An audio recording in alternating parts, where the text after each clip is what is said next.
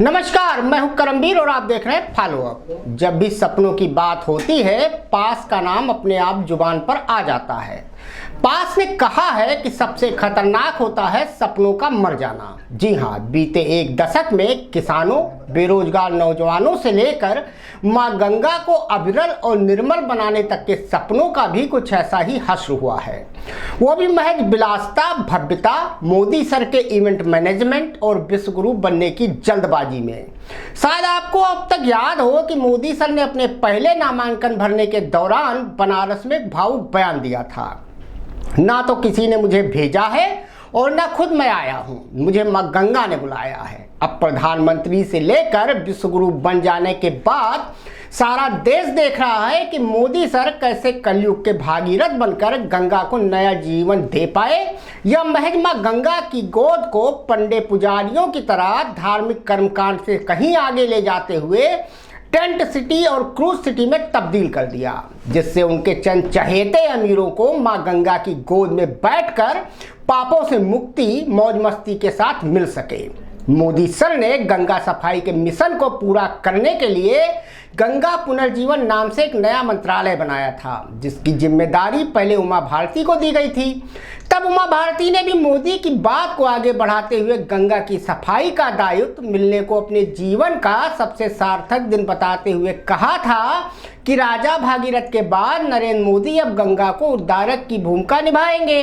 वही विभाग बाद में नमाम गंगे हो गया, जिस पर पानी की तरह तकरीबन 2,500 करोड़ रुपए अब तक बहा दिए जा चुके हैं। नतीजा जस का तस ही है। शायद आपको भी ये याद हो कि उत्तराखंड आपदा के बाद और जोशीमठ के धंसने की घटनाओं से कुछ पहले ही औली में सहारनपुर मूल के दक्षिण अफ्रीका के एक बड़े उद्योगपति गुप्ता बंधुओं के परिवार की शादी हुई थी, जिसके बाद एनजीटी ने कड़ी फटकार और जुर्माना भी लगाया था। नतीजा जोशीमठ के तौर पर आया।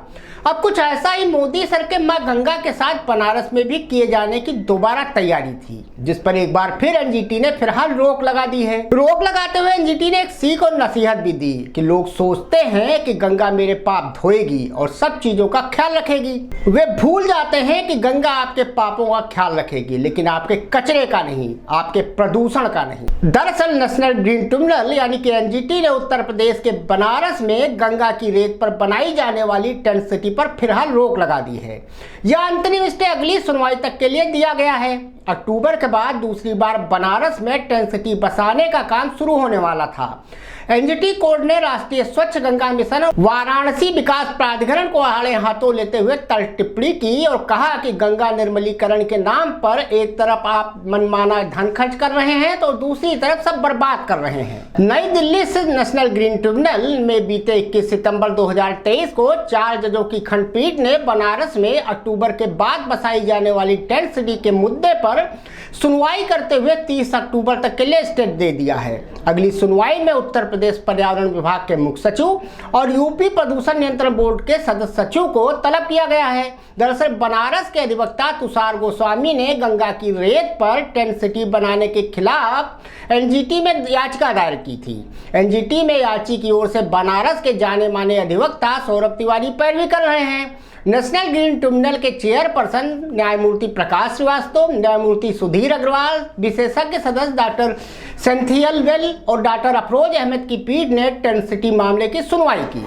इस पीठ ने टेंट सिटी पर कई सवाल खड़े किए और उस बाबत संबंधित विभागों से जवाब तलब भी किया है। इस मामले की अगली सुनवाई अब 30 अक्टूबर 2023 को मुकर्रर की गई है। इससे पहले अक्टूबर के बाद दूसरी बार बसाई जाने वाली टेंट सिटी के निर्माण पर रोक लगाने का अंतरिम आदेश भी पारित कर दिया गया। एनजीटी कोर्ट ने राष्ट्रीय स्वच्छ गंगा मिशन के अधिवक्ता से पूछा कि आपने अभी तक टेंट सिटी के लिए एनओसी क्यों जारी नहीं की, और जारी करेंगे तो उसका आधार क्या होगा। ट्रिब्यूनल ने यह भी कहा कि एक तरफ गंगा नदी पर हजारों रुपए खर्च कर रहे हैं तो दूसरी तरफ सब कुछ बर्बाद करने पर आमादा है। नेशनल ग्रीन ट्रिब्यूनल की प्रधान पीठ की नई दिल्ली में सुनवाई चल रही है। अधिवक्ता सौरभ तिवारी वीडियो कॉन्फ्रेंसिंग के जरिए कोर्ट में उपस्थित हुए और बहस की। एनजीटी कोर्ट में सुनवाई का ब्यौरा देते हुए अधिवक्ता सौरभ तिवारी का कहना था कि टेंट सिटी के मामले को ट्रिब्यूनल गंभीरता से ले रहा है। सुनवाई के दौरान वाराणसी विकास प्राधिकरण के अधिवक्ता से कहा कि हम गलत मंशा को नहीं बता रहे हैं, लेकिन साफ साफ कहना चाहते हैं कि इस तरह के प्रोजेक्ट से पर्यावरण को गंभीर खतरा पैदा हो सकता है। कोर्ट ने वीडीए से पूछा कि गंगा के तल में कोई भी निर्माण आखिर कैसे हो सकता है और उसकी अनुमति कैसे दी जा सकती है। इस पर अधिवक्ता सौरभ तिवारी का कहना था कि टेंट सिटी के बाबत वाराणसी विकास प्राधिकरण की ओर से कोर्ट में यह जवाब दिया गया है कि टेंट सिटी आम जनता को कनेक्ट करने की एक पहल है। इस पर कोर्ट ने उनसे पूछा कि इस परियोजना में आम आदमी कहाँ है। टेंट सिटी की एंट्री फीस ही 40 से 50 हजार रुपए है। इसके कार्टेज के महंगे चार्ज का भुगतान तो आम आदमी कर ही नहीं पाएगा। भारी भरकम धनराशि आखिर आम आदमी कहां से अफोर्ड कर पाएगा। यह तो सिर्फ धर्मार्थियों को कनेक्ट करने की परियोजना है। कोर्ट ने फटकार लगाते हुए ये भी कहा कि आपकी इस योजना में आम गरीब आदमी कहां से पैसे दे पाएगा। दरअसल ये पूरी विलासिता महज मोदी सर के खास मेहमानों और उन चंद उद्योगपतियों और भक्तों के लिए है जो गंगा में अपने पाप विलासिता भरे माहौल में धोना चाहते हैं।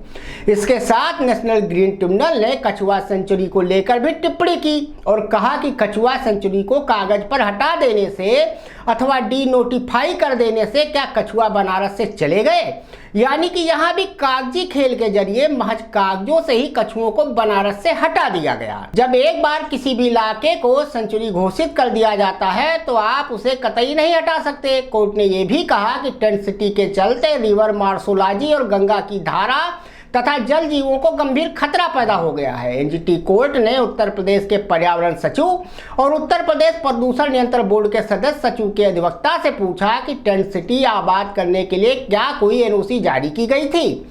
संबंधित महकमों का जवाब नहीं मिलने पर एनजीटी ने दोनों महकमों से जवाब तलब किया है।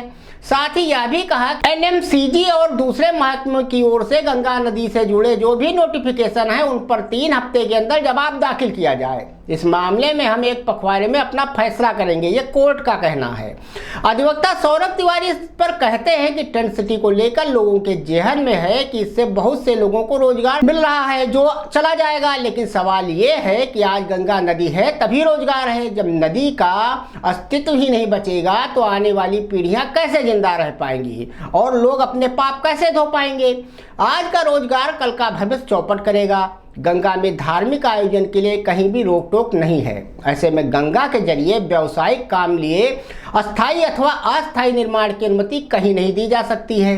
गंगा पर पैसा कमाने वाले बहुत सारे लोग हैं, लेकिन वो आवाज नहीं उठा रहे। मीडिया में बयान देने भर से कुछ भी नहीं होने वाला है। इसके लिए हर मोर्चे पर डटकर काम करना पड़ेगा। साल 1986 से अब तक गंगा निर्मलीकरण के नाम पर 2500 करोड़ रुपए से ज्यादा खर्च किए जा चुके हैं। गंगा की सफाई में केवल पैसा बहाने से स्थिति नहीं बदलेगी। पिछले वित्तीय वर्ष में वाराणसी में गंगा किनारे 2 निजी कंपनियों निराल और प्रवेग ने टेंट सिटी स्थापित की थी। बनारस में गंगा किनारे बसाया गया तंबुओं का शहर रसूखदारों का लग्जीरियस होटल तरीका है। एक कार्टेज से 25 से 30 हजार रुपए तक वसूले गए थे। कायदे कानून को ताक पर रखकर टेंट सिटी के आयोजकों ने शादियां भी यहां कराई। पवित्र नदी गंगा की अस्मिता तार तार होती रही। टेंट सिटी जैसे परियोजनाएं भूजल पुनर्भरण, नदी की जैव विविधता और वन्यजीव संरक्षण जैसे महत्वपूर्ण पारिस्थितिक कार्यों को खराब करती हैं। गंगा और यमुना जैसी नदियों की प्राचीनता और पवित्रता को सबसे पहले उनकी रक्षा और सुरक्षा करके ही संरक्षित किया जा सकता है, न कि उनके अस्तित्व के साथ छेड़छाड़ करके। बनारस की टेंट सिटी में गंदगी के निस्तारण का प्रॉपर इंतजाम भी नहीं है। गंगा की बदहाली के लिए बनारस के पर्यावरणविदों प्रबुद्ध नागरिकों ने भी गंगा पार बने टेंट सिटी को जिम्मेदार माना था। दरअसल बीते एक दशक में भारत विश्वगुरु के जुमले के बीच कुछ पूंजीपतियों का देश बन गया है। 2-4 लोग अमीर और बाकी सभी गरीब हो रहे हैं। ऐसे में राम तेरी गंगा मैली के गाने की वो लाइनें याद आती हैं कि राम तेरी गंगा मैली हो गई पापियों के पाप धोते धोते। और मोदी सर मस्त और व्यस्त हैं देश को अमृतकाल और विश्वगुरु बनाने में। उन्हें अब गंगा की सुध नहीं आती, ठीक वैसे ही जैसे अब वो मेक इन इंडिया का नाम नहीं लेते हैं। धन्यवाद।